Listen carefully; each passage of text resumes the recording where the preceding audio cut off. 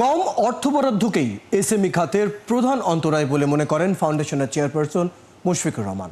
বলেন 1,18,00,000 এসএমই উদ্যোক্তার মধ্যে গেল 10 বছরে মাত্র 11,000 উদ্যোক্তাকে ঋণ দিতে পেরেছে তারা।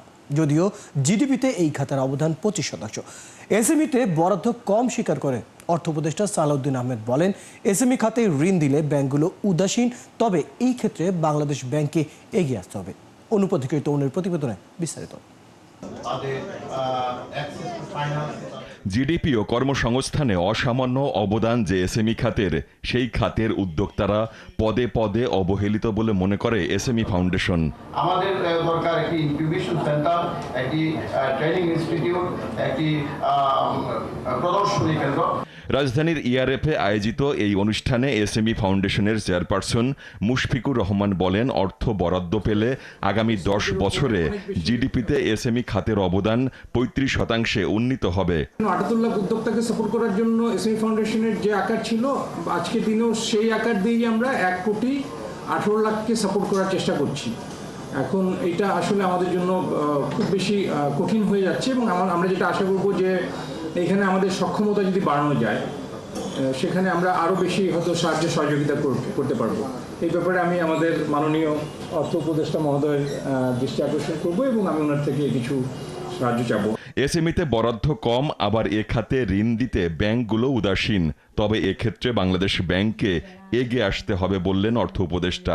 জানান, কিছু বাড়তি অর্থ ডিসেম্বরের মধ্যে দেয়া যায় কিনা সেটি তিনি ভেবে দেখবেন।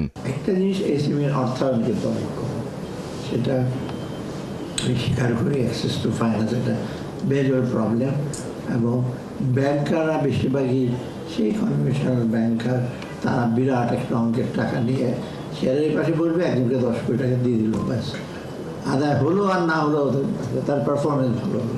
কিন্তু এসএমইর ব্যাপারে বেশি করে সুপারভাইজ করতে হয়, অনেক কাগজপত্র দেখতে হয়, এই সমস্ত কঠিন জায়গা যেতে হয়, সেটা মোটেও ঠিক না। সম্প্রতি এনবিআর নিয়ে টেলিভিশন পত্রিকায় অনেক বেশি নেগেটিভ রিপোর্ট প্রচার হয়েছে উল্লেখ করে সরকারের ভালো দিকগুলো নিয়েও পজিটিভ রিপোর্ট করতে সাংবাদিকদের আহ্বান জানান অর্থ উপদেষ্টা।